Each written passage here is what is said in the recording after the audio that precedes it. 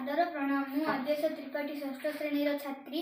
आज ही स्वदेशी सप्ताह अवसर रे आपण मानक अभिनंदन जनाई आपण मानक गोचरार्थे किछि स्वदेशी प्रीतिर वार्ता प्रेरण करने को इच्छा प्रकट करुछि। विज्ञान बल रे आज आमे दिग्विजय होई परिछु एवं असंभव को संभव करिबारे समर्थ होई परिछु। आम देशर महान विज्ञ कर्मठ व्यक्ति को परिश्रम हेतु अनेक नूतन जिनिस निजे निज देश रे प्रस्तुत करि पारिछु उन्नति मार्ग रे दीक्षित होई परिछु। विज्ञान बल रे आम देश रे अनेक कल कारखाना स्थापन करा जाय भारतीय मानक परिश्रम बल रे नूतन वस्तु प्रस्तुत करा जाय पारुछि। स्वदेशी द्रव्यर अर्थ हेउछि जेउ द्रव्य निज देश रे ही प्रस्तुत करिबा। आमर परम पिता महात्मा गांधी आम देशर परम पिता महात्मा गांधी आम देशर जनजागरण आनिबा पई स्वदेशी द्रव्यर उत्पादन और व्यवहार उपरे विशेष गुरुत्व दे कहिथिले कुटी खाओ और काटी पिंध। आम देश रे अनेक स्वदेशी द्रव्य रहिछि ताहाकु आमे व्यवहार करी देशर प्रगति और उन्नति रे सहायक हेबा। यथा आम देश रे विभिन्न स्वदेशी कंपनी गढ़ी उठी यथा डाबर पतंजलि वेस्टिज और आरसीएम इत्यादि।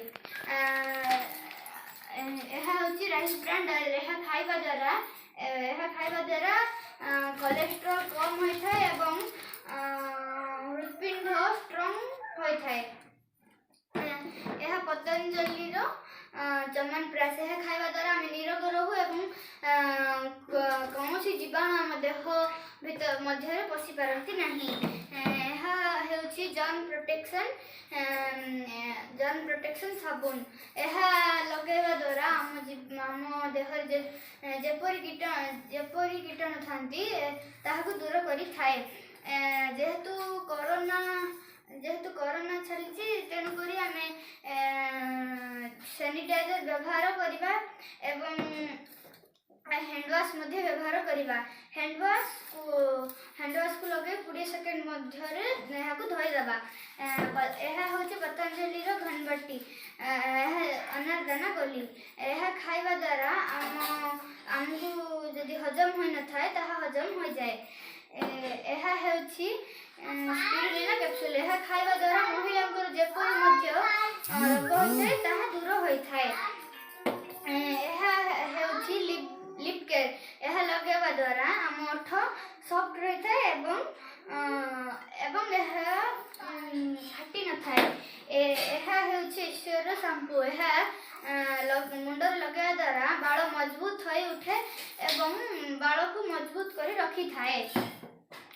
यह हूँ ईश्वर हैंड बॉडी लोशन यह रखा द्वारा चर्म गुड़िक ठीक भाव रही था एवं नरम मध्य लगी थाए। यह हूँ अल्ट्रासब आमे जदि बासन माजिबारे यूज करबा ताहाले बासन चकचक देखा जिवो एवं निर्मल मध्य हेजिवो।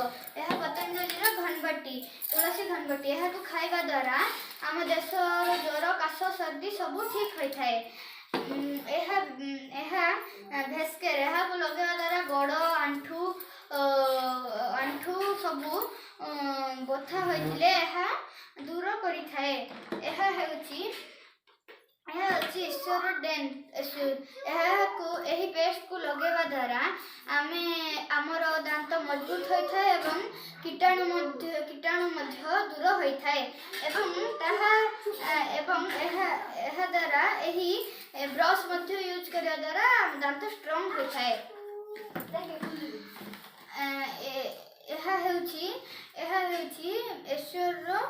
ईश्वर पाउडर यह को लगेवा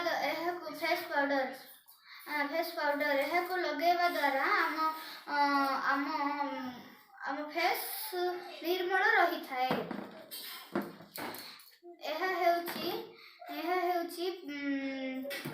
पाउडर ଏହାକୁ ପିଇବା ଦ୍ୱାରା ଆମେ ସୁସ୍ଥ ରହିଥାଉ ଏବଂ ଆମ ଦେହରେ କୌଣସି ବି ରୋଗ ହୋଇନଥାଏ। ଏହା ହେଉଛି ଅଲ୍ଟ୍ରାମେଟିକ୍ ଡିଟର୍ଜେଣ୍ଟ ପାଉଡର। ଏହାକୁ ଆମେ ଅଳ୍ପ ନେଇ ମଧ୍ୟ ସଫା କରିପାରିବା। ଏହାଦ୍ୱାରା ଲୁଗାପଟା ମଧ୍ୟ ସଫା ରହେ ଏବଂ ନିର୍ମଳ ରହେ। ଏହା ଯେତେ ସ୍ପେଶାଲ ଟି ଏହାକୁ ପିଇବା ଦ୍ୱାରା ଆମକୁ ଫୁର୍ତ୍ତି ଲାଗିଥାଏ। ଏହା ହେଉଛି ଡାବର ରେଡ୍ ପେଷ୍ଟ। ଏହାକୁ ଲଗାଇବା ଦ୍ୱାରା ଯେଉଁ ସବୁ କୀଟାଣୁ ଥାଏ ତାହା ଦୂର ହୋଇଥାଏ। ଏଟା ହେଉଛି ଫ୍ଲୋର କ୍ଲିନର। ଏହାକୁ ଚଟାଣରେ ପୋଛିବା ଦ୍ୱାରା ଏହା ନିର୍ମଳ ଦେଖାଯାଏ ଏବଂ ଚକଚକ ଦେଖାଯାଏ। ଏହା ଫ୍ଲାକ୍ସ ଅଏଲ। ଏହାକୁ ଆମେ ଖାଇବା ଦ୍ୱାରା ଆମ ହୃତ୍ପିଣ୍ଡ ଠିକ୍ ରହେ ଏବଂ କୌଣସି ବାଧାପ୍ରାପ୍ତ ହୁଏ ନାହିଁ।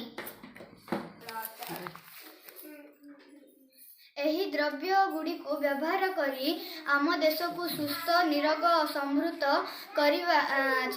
କରିବା ତଥା ଦେଶର ପ୍ରଗତି ପଥରେ ସହାୟକ ହେବା। ଆମେ ସ୍ୱଦେଶକୃତ ଦ୍ରବ୍ୟ ବ୍ୟବହାର କରି ଭାରତକୁ ଆର୍ଥିକ ଉନ୍ନତିରେ ସାହାଯ୍ୟ କରିବା ପାଇଁ ଚେଷ୍ଟା କରିବା ଓ ଏହାକୁ ଅଧିକରୁ ଅଧିକ ବ୍ୟବହାର କରିବା। ଧନ୍ୟବାଦ।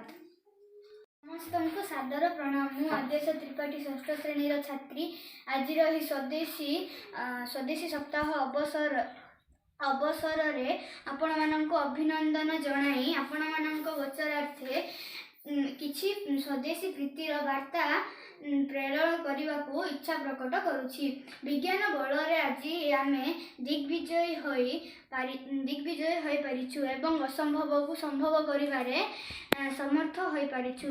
ଆମ ଦେଶର ମହାନ କର୍ମଠ ବ୍ୟକ୍ତିଙ୍କୁ ପରିଶ୍ରମ ହେତୁ ଅନେକ ନୂତନ ଜିନିଷ ନିଜ ଦେଶରେ ପ୍ରସ୍ତୁତ କରିପାରିଛୁ ଉନ୍ନତି ମାର୍ଗରେ ଦୀକ୍ଷିତ ହୋଇପାରିଛୁ। ବିଜ୍ଞାନ ବଳରେ ଆମ ଦେଶରେ ଅନେକ କଳକାରଖାନା ସ୍ଥାପନ କରାଯାଇ ଭାରତୀୟମାନଙ୍କ ପରିଶ୍ରମ ବଳରେ ନୂତନ ବସ୍ତୁ ପ୍ରସ୍ତୁତ କରାଯାଇପାରୁଛି। ସ୍ୱଦେଶୀ ଦ୍ରବ୍ୟର ଅର୍ଥ ହେଉଛି ଯେଉଁ ଦ୍ରବ୍ୟ ନିଜ ଦେଶରେ ହିଁ ପ୍ରସ୍ତୁତ କରିବା। ଆମର ପରମ ପିତା ମହାତ୍ମା ଗାନ୍ଧୀ ଆମ ଦେଶର ପରମ ପିତା ମହାତ୍ମା ଗାନ୍ଧୀ ଆମ ଦେଶର ଜନଜାଗରଣ ଆଣିବା ପାଇଁ ସ୍ୱଦେଶୀ ଦ୍ରବ୍ୟର ଉତ୍ପାଦନ ଓ ବ୍ୟବହାର ଉପରେ ବିଶେଷ ଗୁରୁତ୍ୱ ଦେଇ କହିଥିଲେ, କୁଟି ଖାଅ ଓ କାଟି ପିନ୍ଧ। ଆମ ଦେଶରେ ଅନେକ ସ୍ୱଦେଶୀ ଦ୍ରବ୍ୟ ରହିଛି, ତାହାକୁ ଆମେ ବ୍ୟବହାର କରି ଦେଶର ପ୍ରଗତି ଓ ଉନ୍ନତିରେ ସହାୟକ ହେବା। ଯଥା